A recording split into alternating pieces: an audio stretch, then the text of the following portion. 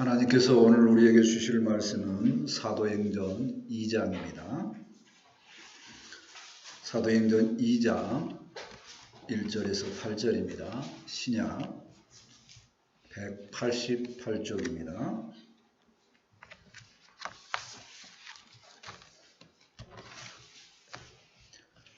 사도행전 2장 1절에서 8절까지 한 절씩 교독합니다. 오순절 날이 이미 이름에 그들이 다 같이 한 곳에 모였더니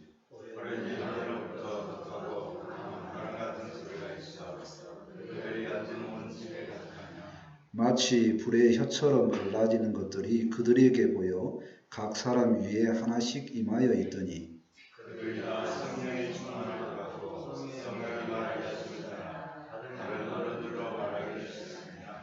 그때에 경건한 유대인들이 천하 각국으로부터 와서 예루살렘에 머물러 있더니 이 소리가 나되 큰 무리가 모여 각각 자기의 방언으로 제자들이 말하는 것을 듣고 소송하며 다 놀라 신기하게 여겨 이르되 보라, 이 말하는 사람들이 다 갈릴리 사람이 아니냐. 우리가 경건하니 난 곧 방언으로 듣게 된 것이 어찌 됨이냐. 아멘. 어제가 5.18 기념일이었습니다. 이 기념일이 되면 전남 광주 사람들은 왠지 마음에 이제 뜨거움이 생깁니다. 왜냐하면 그때를 생각을 해보면 옳은 것에 대한 그 정의로운 마음이 나오기 때문에 그렇습니다. 오늘 말씀은 또 다른 이제 마음의 뜨거움을 이야기를 합니다. 하나님께서 하나님의 감동으로 하나님 말을 생각하는 시간이 되었으면 좋겠다 하는 것이 성령의 충만함입니다. 오늘 말씀을 통해서 그 충만함의 은혜를 새겨보는 시간이 되었으면 좋겠습니다. 아멘. 첫 번째, 성령의 임하심입니다. 교회 달력을 보면은 오늘이 이제 성령 강림 주일입니다. 지켜야 될 절기는 아니는데요. 이제 그 의미는 새겨보면 좋겠다 싶어서 오늘 말씀을 준비를 했습니다. 사도행전 1장에 보면은 이제 예수님께서 승천하시면서 제자들에게 예루살렘에 머물러라, 흩어지지 말고 머물러서 기도해라 합니다. 기도하고 나면 그 이후에 교회가 너희 공동체가 어떻게 할지를 알려주실 것이다, 이렇게 이야기합니다. 기도하면 공동체의 변화의 역사가 있을 줄 믿습니다. 아멘. 1절 말씀 보시겠습니다. 1절입니다. 오순절 날이 이미 이름에 그들이 다 같이 한 곳에 모였더니, 예루살렘의 사도들이 또 성도들과 함께 모였습니다. 50일 동안 기도했습니다. 오순절이 50이라는 의미입니다. 한 곳에 모여 있는 거죠. 오순절은 맥추절 또는 칠절 이렇게 부르기도 합니다. 우리나라 추석을 한가위나 중추절 이렇게 부르는 거하고 똑같습니다. 중요한 명절이죠. 각국에 흩어져 있는 많은 유대인들이 어디를 향해 갑니까? 예루살렘에 모입니다. 우리가 명절 때 다 고향으로 가듯이 유대인들은 다 명절이 되면 예루살렘에 모입니다. 그래서 그 명절 때에 다 같이 한 곳에 모여 있습니다. 공동체의 중요함은 이제 모이는 거죠. 이스라엘 백성들이 그렇게 망할 것 같은 나라가 또 유지되고 또 유지되는 가장 중요한 것이 뭐냐? 하나님의 뜻에 따르는 그 명절 되면 하나님을 생각하고 모인다는 겁니다.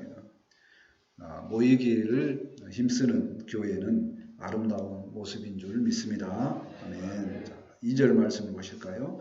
호련히 하늘로부터 급하고 강한 바람 같은 소리가 있어 그들이 앉은 온 집에 가득하며, 갑자기 이상현상이 나타나는 거죠.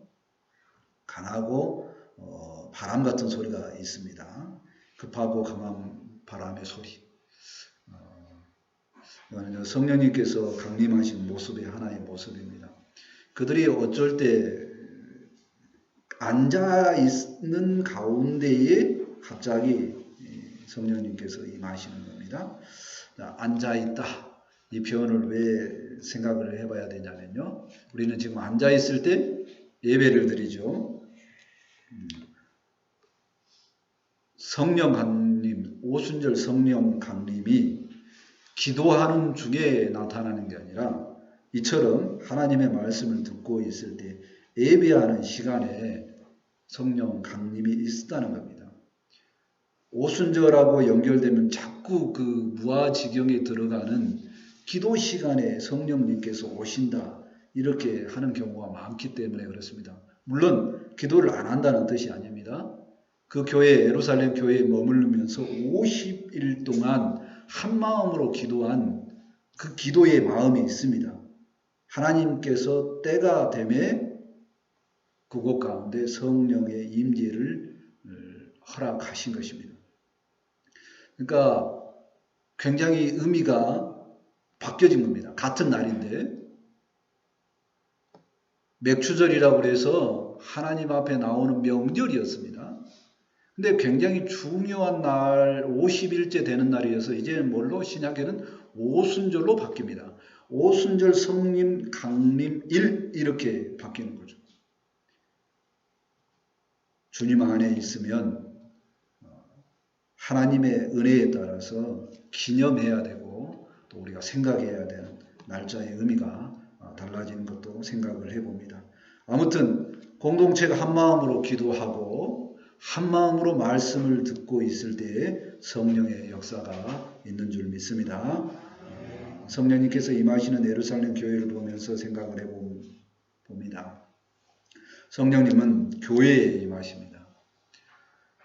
하나님의 일을 하게 하시기 위해서 임하시는 거죠. 성령님의 임하시는 능력은 기도하는 중에 임하십니다. 기도하는 마음은 무슨 마음이냐면 기도하는 가장 중요한 마음은 내가 하나님과 소통하는 가운데 내 의지가 물러나는 것이 기도입니다. 우리가 기도할 때 하나님께서 주님을 통해서 우리 예수님께서 가장 중요한 기도가 내 뜻대로 마시고 아버지 뜻대로 되기를 원하나이다. 이게 기도의 가장 중요할 때 했던 기도입니다. 기도하면 내 생각은 물러나고 하나님의 귀한 능력의 역사가 임할 줄 믿습니다. 아멘. 성령님께서 임하시는 것은 그 기도 중에 임하시고 또 예배 중에 말씀으로도 임한다는 겁니다. 그러니까 오순절 성령 강림이 개인적으로 능력을 받는 부분이 아니라 말씀과 함께 임했다는 겁니다. 치유를 하거나 축기를 하거나 방언이 나타날 수도 있습니다. 성령 강림이. 근데 그것이 일부이고 가장 중요한 것은 기도와 하나님의 뜻을 받드는 것과 또 말씀을 듣는 중에 일어나는 줄 믿습니다. 아멘. 그러면 우리 교회는 아니 내게는 성령의 역사가 있었는가? 어떻게 확신할 수 있습니까? 가장 확실한 성령의 역사는 성령의 임하심은 구원의 역사인 줄 믿습니다. 아멘. 그래서 확신의 말씀으로 고린도전서 12장 3절은 말씀하십니다. 그러므로 내가 너희에게 알리노니 하나님의 영으로 말하는 자는 누구든지 예수를 저주할 자라 하지 아니하고 또 성령으로 아니하고는 누구든지 예수를 주시라 할 수 없느니라. 아멘. 성령님이 아니고는 절대 예수님을 주님이라고 못한다는 겁니다. 우리가 예수님을 주님이라고 고백하는 우리에게는 성령의 임재가 있는 줄 믿습니다. 아멘. 예수님을 구원자로 고백한 우리에게는 하나님의 능력도 동일하게 나타나는 줄 믿습니다. 아멘. 두 번째로 성령의 충만함을 보고자 합니다. 3절 말씀입니다.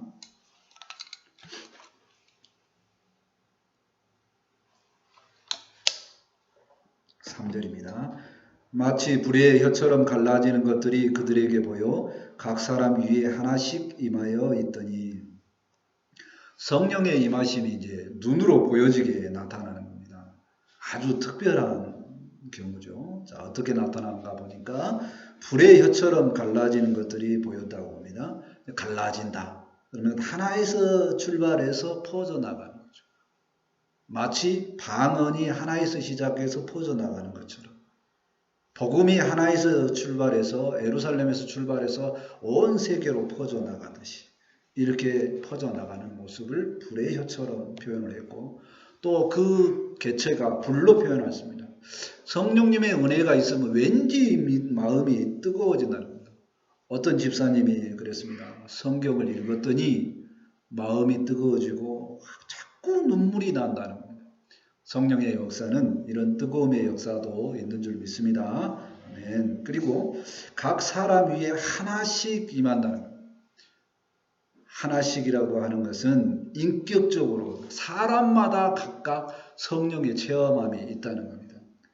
단체로 이렇게 최면을 당하는 게 아니라 각각 성령님께서 인격적으로 만나는 줄 믿습니다.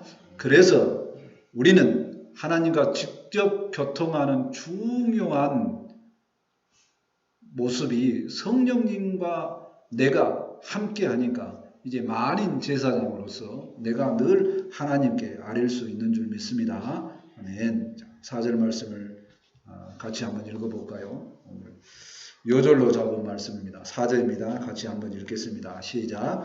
그들이 다 성령의 충만함을 받고 성령이 말하게 하심을 따라 다른 언어들로 말하기를 시작하니라. 아멘.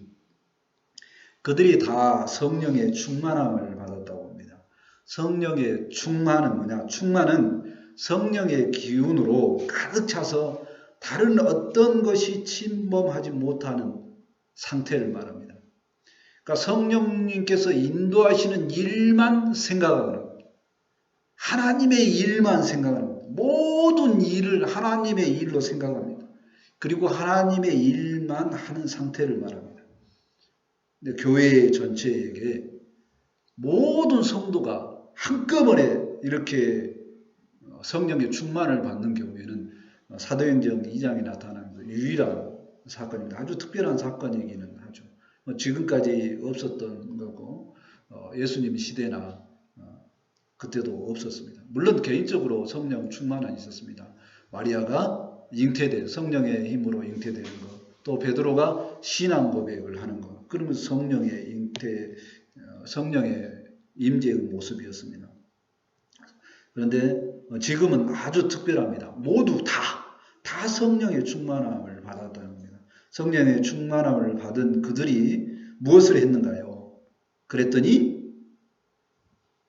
말하게 하심을 따라 다른 언어로 말하는 겁니다. 그러니까 무엇을 말하냐면 하나님의 역사를 말하고 복음을 말하는 겁니다. 그러니까 다른 언어로 말하기 시작했다. 이 다른 언어가 방언입니다. 성령의 충만한 결과를 얻게 되니까 새로운 언어의 말을 하는 거죠. 예를 들어서 갑자기 제가 가보지도 못한 아프리카 말을 하게 되는 그런 겁니다. 그것을 예수님께서도 이미 약속하셨습니다. 마가복음 16장 17절에 믿는 자들에겐 이런 표적이 따르리니 곧 그들이 내 이름으로 귀신을 쫓아내며 죽기도 하지만 새 방언을 말하며 갑자기 도구가 되는 거죠. 구약에 보면 당나귀가 사람의 말을 하듯이 내가 도구가 되어서 갑자기 복음을 말하는 겁니다. 새 방언을 말하며 이건 새 역사를 알리는 거죠. 성령님의 시대가 되는 겁니다. 성령 충만에 대해서 생각을 해보면요. 아주 중요한 일입니다. 예수님께서 구원 역사를 이루기 위해서 성령의 은혜를 던져봐라. 성령을 기다리라고 했습니다.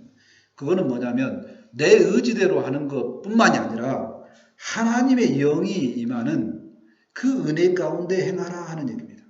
또 성령의 시대의 시작을 선포하고 또 이것은 우리 주님께서 보혜사를 보내주시겠다고 약속해 주신 분입니다. 요한복음 14장 15절도 그렇고요. 또 요엘서 2장 28절이나 29절에 말씀합니다. 그 후에 내가 내 영을 만민에게 부어주리니 너희 자녀들이 장래일을 말할 것이며 역시 말한다고 그랬습니다. 너희 늙은이들이 꿈을 꾸며 너희 젊은이들이 이상을 볼 것이며 다 된 것 같은데 다시 시작한 것 같은 그런 은혜를 받게 된다는 겁니다.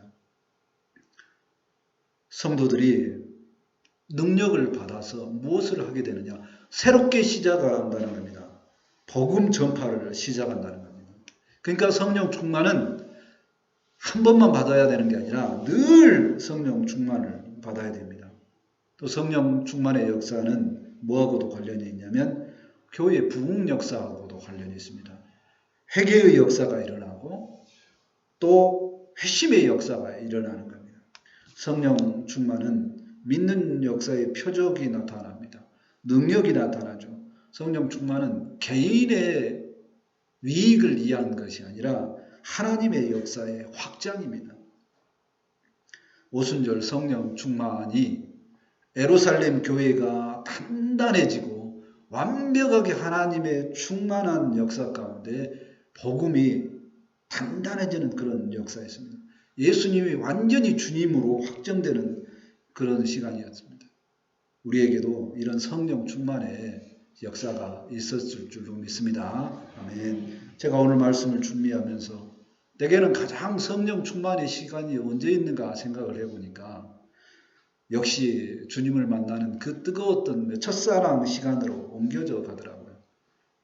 지난번에 선교사님께서 설교하실 때 간증하는 부분도 마찬가지입니다. 그 뜨거웠을 때 무엇이 되느냐? 말하지 않으면 견딜 수가 없는 상태가 되는 겁니다. 주님이, 우리 예수님이 구원자가 되시다. 이걸 말하지 않으면 견딜 수가 없습니다. 누구에게 말하고 싶어요? 가족에게 말하고 싶습니다. 근데 그걸 말하면 어떻게 됩니까? 큰일 날 것 같은 두려움이 동시에 있습니다. 저도 마찬가지입니다. 5대 종손인데요. 저희 아버지는 유교만 믿고 사는데 그 가정에 30년 전에 그걸 말을 해야 됩니다. 호적을 판다는 이야기 나오겠죠. 물론 나왔지만 그때 예수님을 구원자로 선포를 하게 되는 역사가 있게 됩니다. 그래서 제게 개인적으로 유익이 뭐가 있습니까? 없다는 겁니다. 근데 돌아보면 그때가 가장 성령 충만했던 시기였습니다. 그랬더니 5대 종손인데 갑자기 그때부터 가정에 변화가 있습니다. 제사를 안 지낸다고 그러고요. 그리고 부모님이 교회를 다니기 시작을 합니다. 그리고 믿음의 결혼도 하고 지금까지 자녀들을 통해서 믿음의 계보로 이렇게 변화가 있게 되었다는 겁니다. 제가 그 시기를 생각을 해보니까 저보다 더 애정교회는 더 빨랐을 거로 생각합니다. 전통적으로 이곳이 그 무당이 성경이 있던 이 지역이 이 교회로 바뀔 때 우리 성도님들 얼마나 성령 충만하게 그 교회를 세우기 위해서 그 일을 감당했을까 생각을 하니까 참 그 시간으로 돌아가는 그 성령 충만이 오늘도 있었으면 너무도 좋겠다 하는 생각을 하게 되었습니다. 사도행전 4장에도 이후에 2장만 더 지나면 베드로도 성령 충만하니까 달라집니다. 달라지면서 벌벌 뜯던 그 베드로가 달라지면서 뭐라고 이야기하냐면 4장 8절에 보면 이에 베드로가 성령이 충만하여 이르되 백성의 관리들과 장로들아 자기를 죽일 것 같은 사람들에게 큰 소리를 냅니다. 너희가 십자가에 못 박혀 하나님이 죽은 자 가운데서 살리신 나사렛 예수 그리스도 이름으로 이 사람이 건강하게 되었다 하고 복음을 전하고 하나님의 역사를 전하게 됩니다. 우리 모두 성령 충만함을 덧입어서 세상이 감당치 못하는 능력의 삶이 늘 나타나기를 원합니다. 아멘. 세 번째로 방언의 소통입니다. 5절 말씀입니다.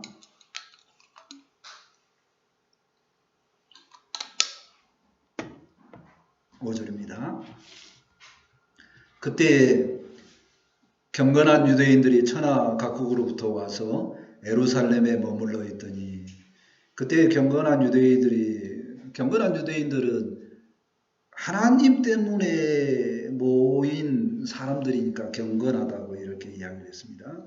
신명기 16장 16절에 보면 이스라엘 백성들에게 3번 명절 지키라고 이야기를 하죠. 무교절, 6월절과 연결되는 무교절, 아까 이야기했던 오순절과 연결되는 맥주절, 또 나팔절하고 연결되는 수장절, 1년에 3번 지키라고 합니다. 근데 천하 각국에 있는 사람들이 약간 유도리를 합니다. 뭐냐면 무교절이 있는 6월절에 와서 어디하고 가까우니까 오순절하고는 50일밖에 차이가 안 나요. 그러니까 멀리 애국에서 여기 왔다 다시 가려고 또 올라오면 힘들어. 그러니까 아예 50일을 그냥 머무릅니다. 예루살렘에. 그래서 머무른 사람들이 굉장히 많이 있었다는 겁니다. 각국에서부터 왔던 사람들이. 그때에 하나님의 말씀이 선포되었다는 거죠. 6절 말씀을 볼까요? 이 소리가 나매 큰 무리가 모여 각각 자기의 방언으로 제자들이 말하는 것을 듣고 소동하여. 놀랍죠. 갑자기 제가 말했지 않습니까? 제가 아프리카 말을 막 하는 것처럼. 근데 아프리카에서 온 사람이 알아들을 거 아닙니까? 그런 거죠. 큰 무리가 모여 각각 자기의 방언으로 제자들이 말하는 것을 듣고 소동하여. 소동할 수밖에 없는 그런 역사가 있는 겁니다. 이것의 은혜를 받아서 그렇게 기도한 사람이 있었답니다. 영어 공부를 하나도 안 했는데 제가 선교사로 나가야 됩니다. 복음을 전하고 싶습니다. 그랬더니 그 다음부터 바로 영어 회화가 됐다는 그런 간증을 한 분도 있어요. 누군지는 기억이 안 나는데요. 이름은 기억이 안 나는데 그렇게 간증한 분도 있었습니다. 아무튼 말이 이렇게 소통이 되었다는 겁니다. 7절 말씀 보실까요? 다 놀라 신기하게 여겨 이르되 보라 이 말하는 사람들이 다 갈릴리 사람이 아니냐. 그 전까지 이야기했던 사람이 갈릴리 사람인 줄 압니다. 왜냐하면 50일 동안 머물러면서 봤으니까. 갈릴리 사람인지 금방 들으면 압니다. 왜요? 경상도 사람 그러죠. 살밥, 보리살 그러죠. 들으면 알죠. 경상도인지. 금방 알죠. 아무리 하려고 해도 그게 안 돼요. 그런 것처럼 갈릴리 사람도 안 되는 발음이 있었다는 겁니다. 성경의 중요한 구절 중에. 그러니까 갈릴리 사람인 줄 다 알았는데 그 사람들이 뭐예요? 놀랄 정도로 각각 방언을 이야기한다는 겁니다. 저 사람들 보니까 갈릴리는 좀 아주 그 교육이 낮은 지역으로 과연 거기서 무슨 선지자가 무슨 위대한 인물이 나올까 이랬던 지역이라고 생각을 합니다. 그런데 신기하고 놀랍게 그 사람들이 다 언어를 능통하게 이야기를 해버리니까 모두가 놀라웠다는 얘기입니다. 8절 그들이 그렇게 고백을 합니다. 8절 말씀입니다. 우리 각 사람이 난 곳 방언으로 듣게 되는 것이 어찌 됨이냐. 각 사람이 난 곳 방언으로 듣는 것이 이게 무슨 일이냐. 놀랍죠. 각 방언이라는 느낌은 굉장히 구체적인 표현을 이야기를 하죠. 영어에도 영국식이 있고 미국식이 있고 뭐 호주식이 있고 또 영어 자체가 동부가 다르고 서부가 다르고 뭐 그렇다는 거 아닙니까?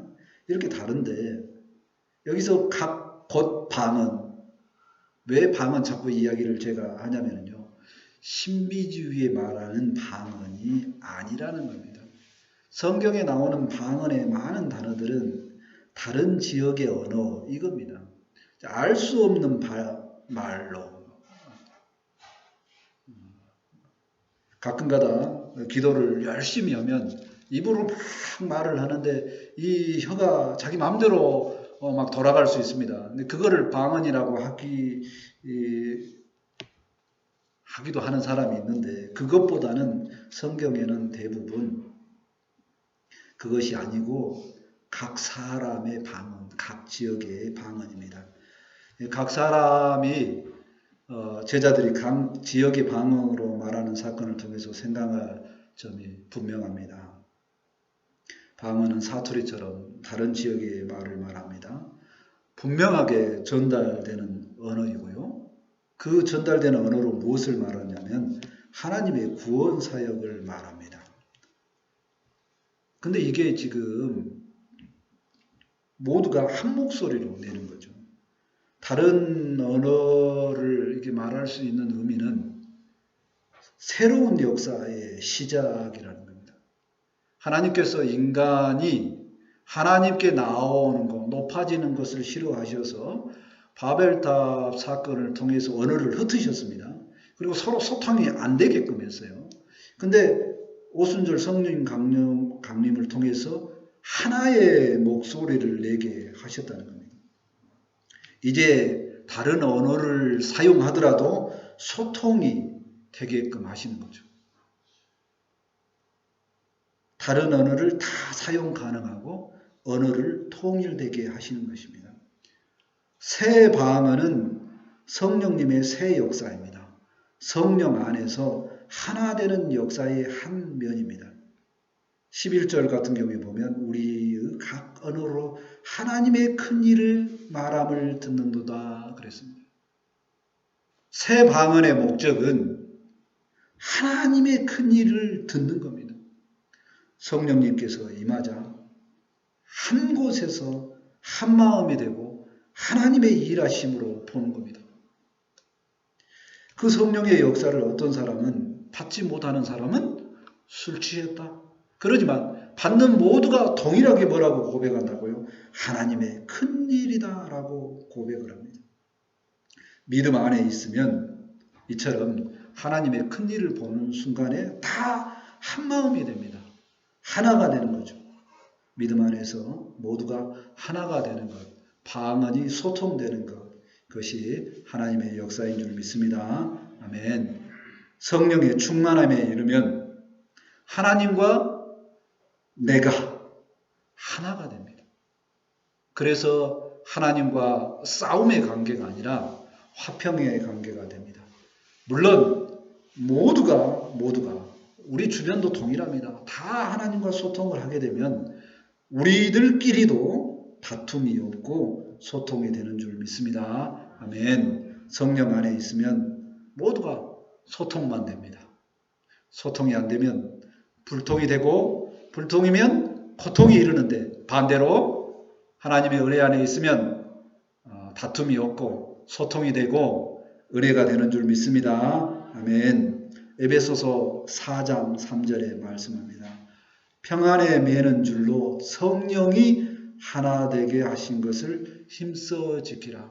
성령님께서 우리를 하나로 묶으시니 우리가 다 성령의 충만함으로 있으면 성령 안에서 은혜의 평강 속에 들어가는 줄 믿습니다. 아멘. 말씀을 정리합니다.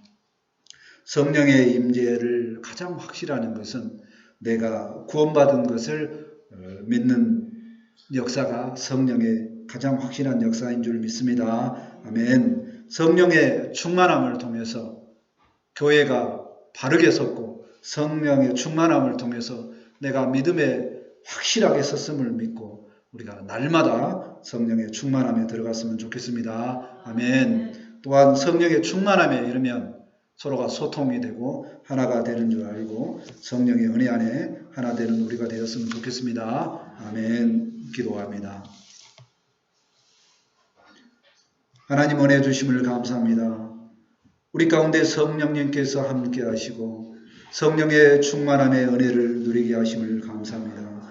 성령의 충만함으로 우리가 구원을 하시고 성령의 충만함으로 능력 있게 살아가고 하나님과 함께하는 믿음의 삶, 능력의 삶을 살 수 있도록 통행하여 주심을 감사합니다. 또한 성령의 충만함에 따라서 서로 소통하고 하나 되는 가운데 평강에 들어갈 수 있도록 함께하여 주옵소서. 성령의 충만함의 말씀을 주셨사오니 이제 우리가 이 말씀을 받고 은혜를 받아서 하나 되게 도와주시옵소서. 그리하여서 이 말씀이 생명이 되고 은혜 되기를 원합니다. 함께하여 주옵소서. 감사하며 예수님의 이름으로 기도합니다. 아멘. 이제 다 같이 찬송 191장 하시고 준비하신 음을 하나님께 드립니다.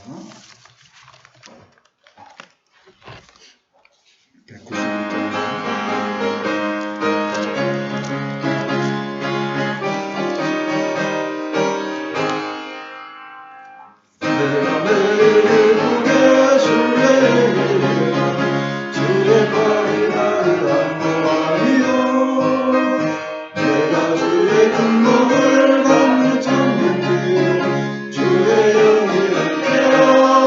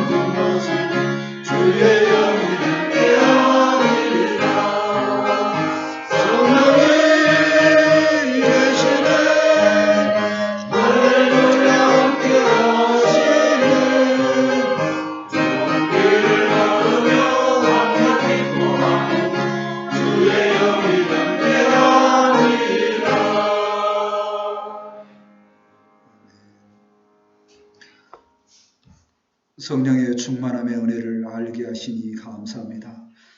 이 시간 그 은혜에 감사하여 하나님께 귀한 예물을 올려드립니다.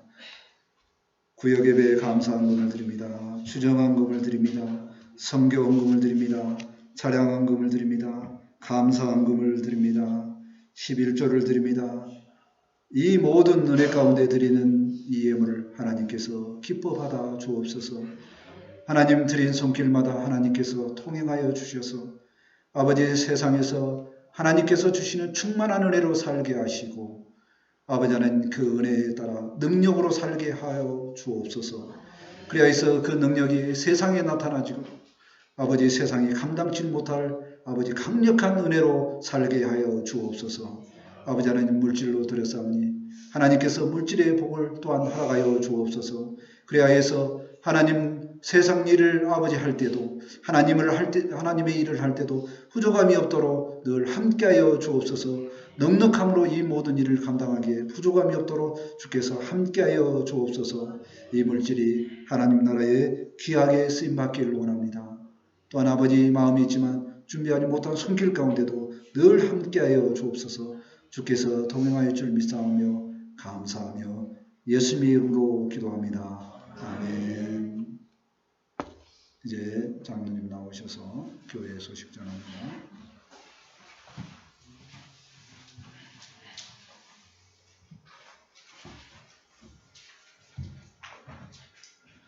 교회 소식 전합니다. 오늘 오신 모든 분들을 환영하고 축복합니다. 오늘은 성령 강림 주일입니다. 어버이 주일에 선물이 있습니다. 교인과 동창마을 각 가정에 드립니다. 이번 주 교회 예배는 청성교회 되겠습니다. 새벽기도 시간을 월요일 20일부터 4시 30분으로 변경합니다. 찬송 621장 부르시고 축도로 합니다.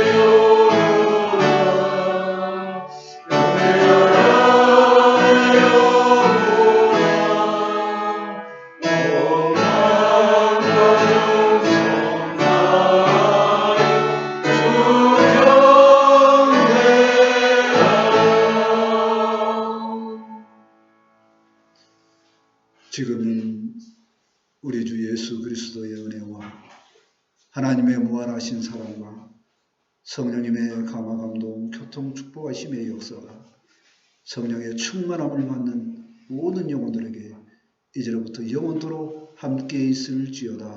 아멘.